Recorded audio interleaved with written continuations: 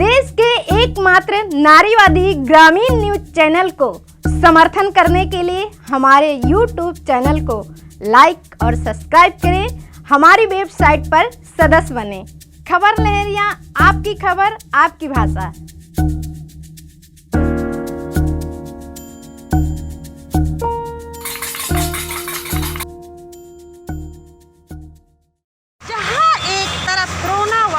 महामारी के चलते हुए लॉकडाउन के कारण पूरे देश में तबाही मच गई। उसी के साथ ही किसान भी बुरी तरह तबाह हो गया और अपने परिवार का पेट पालने में असमर्थ हो गया। वहीं दूसरी तरफ किसानों का कहना है कि कर्ज वसूली के लिए आई नोटिस में अब बैंकों द्वारा अमीन भेजकर वसूली करवाई जा रही है, जिससे वो बहुत ही परेशान हैं। तो किस तरह की स्थिति है इस समय किसानों के क्रेडिट कार्ड को लेकर के, क्या चल रहा है बैंक में? किसान परेशान हैं, न तो उपज में कुछ है और ना किसी प्रकार की सुविधा है, और बैंक वाले आरसी कर रहे हैं और वसूली कर रहे हैं। आरसी अमीनों के द्वारा वसूली हो रही। इस समय जिस तरह से लॉकडाउन चल रहा है, लोग परेशान हैं। उस बीच हाँ, बूढ़ा ब्रांच के वो कर्मचारी आरसी कर दिया है और वसूली हो रही। तो ऐसी स्थिति में जहाँ पर ये स्थिति है कि लॉकडाउन के कारण कुछ काम नहीं हो पा रहे और वहाँ उनको कर्ज भरने के लिए दबाव बनाया जा रहा है। दबाव बनाया जा रहा है, परेशान किया जा रहा है। कई बार अमीन हुआए। और क्या कहते हैं वो लोग कहते हैं कि तुरंत पैसा जमा करो, नहीं तो तुम्हारा चालान हो जाएगा, तुम्हारी जायदाद चली जाएगी। यही कहते हैं। हाँ, आई है। क्या सोच रही हैं उसको लेकर? यह सोच रहे हैं, दहशत में पड़े हैं कि लाएंगे। साल भर को खुराक पूजती नहीं है, कपड़ा लत्ता पूजते नहीं है। एक नाती है, उसको पढ़ा नहीं सकते हैं। बेरोजगार लड़का फिर रहे हैं, कहे में देंगे इसको। तो ये सोच रहे हैं कि पता नहीं लड़का क्या करेंगे। बैंक मैनेजर आया था, समय तो ये दिया है कि दो या तुमको लगना है भरो इसको। अब कहे में भरें? वो तो ये बोलता था कि भरो इसको, ये लगना है तुमको, तो ले लिया है। अब बस उसी दिन से खाना नहीं खाते हैं कि सोचते हैं कि क्या करें, इसमें क्या होगा, क्या करेंगे। ये डर है कि नहीं भर रहे हैं, हमारे है नहीं है, ज़मीन जा सकती है, पकड़ के ले जा सकते हैं, तो बंद करेंगे तो बंद हो जाएंगे, वहीं पर रहेंगे, क्या करेंगे। हमारा 38,000 की लेनी है। और बढ़ा कितना है? अब वो कहते हैं कि 1 लाख हो गया है।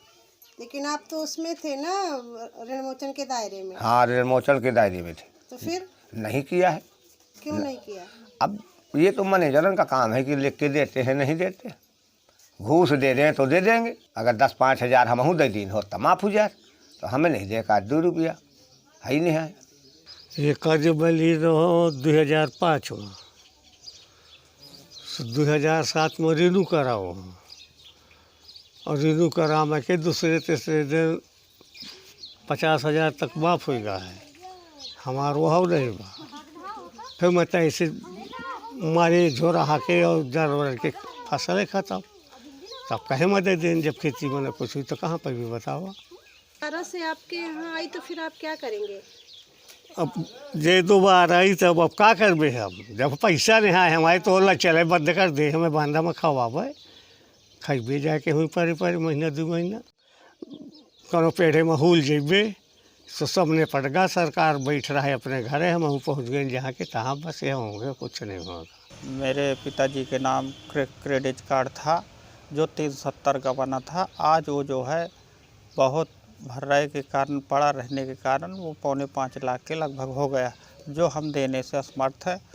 उस पर अगर समझौते के तौर वो लेना चाहें तो हम उसको पूरा कर सकते हैं।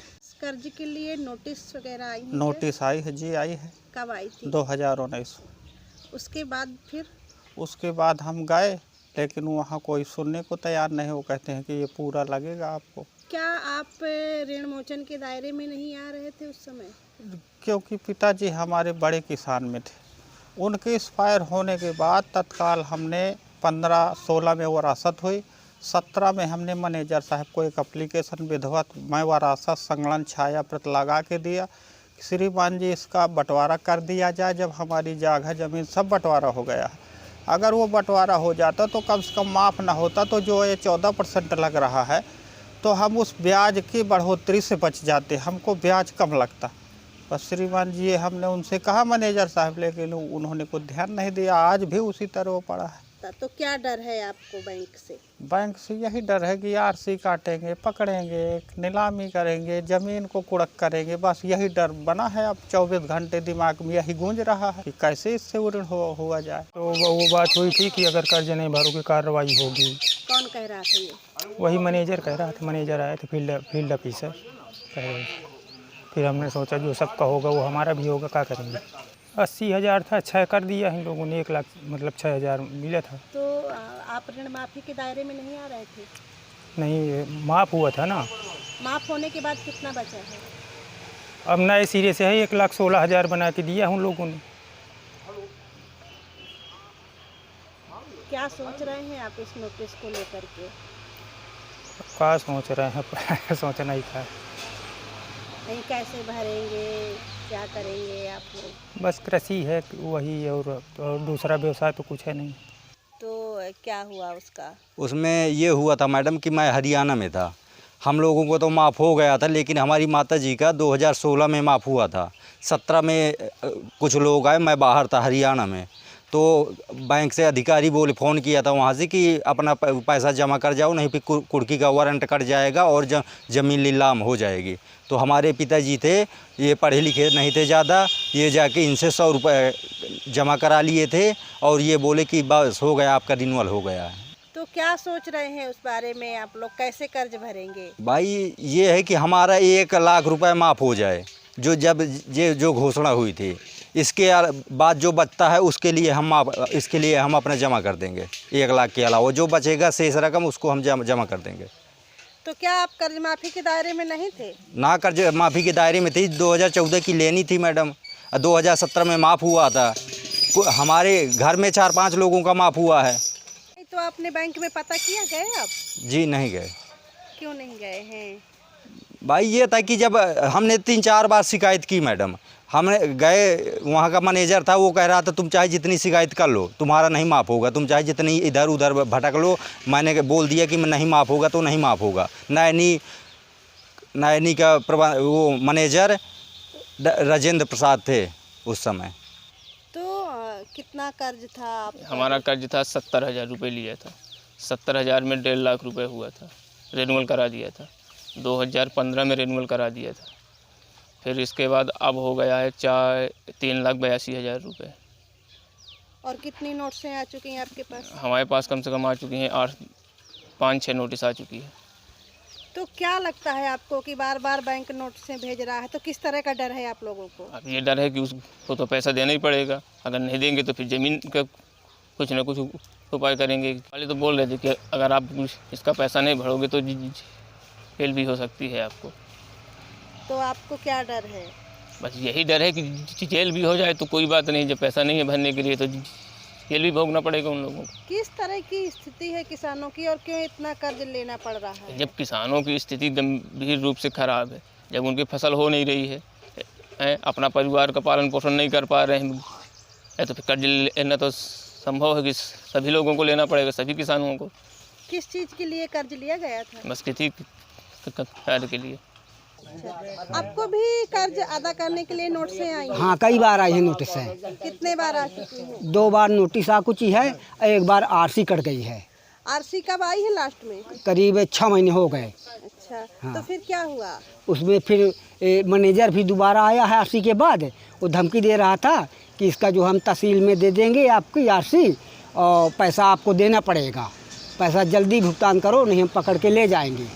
इन्होंने धमकी दिया मैनेजर ने। तरह की आपको बैंक से धमकी मिल रही है, नोटिस और आरसी भी आ चुकी है। हाँ, तो अब आपको किस तरह की चिंता हो रही है? बस यही चिंता हो रही है कि खेत में फांसी लगा के ख़त्म हो जाए, वहाँ पाछू छोड़ जाए गवर्नमेंट का पैसा। ये नारायणी इलाहाबाद बैंक के मैनेजर ने आप कैमरा बताया कि नोटिस हर साल ऊपर से बनकर बैंकों के लिए आती हैं फसल आने के समय, जब फसल किसानों के घरों में आ जाती है और बैंकों द्वारा उनके घरों में नोटिस भेजी जाती है कर्ज वसूली के लिए, लेकिन कोई भी किसान कर्ज भरने के लिए नहीं आता। अगर नोटिस में ये लिखकर भेज दिया जाए कि छूट है तो किसान आते हैं, वरना नहीं।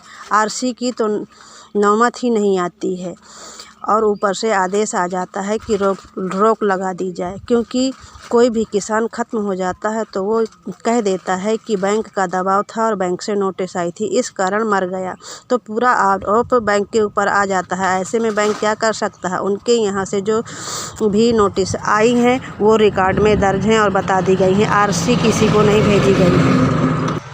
तो साथियों, कैसा लगा मेरा ये वीडियो? अगर मेरा ये वीडियो आपको पसंद आए तो लाइक करें, सब्सक्राइब करें और कमेंट जरूर करें, ताकि खबर लहरिया आपकी भाषा, आपकी खबर आप तक पहुंचा सके।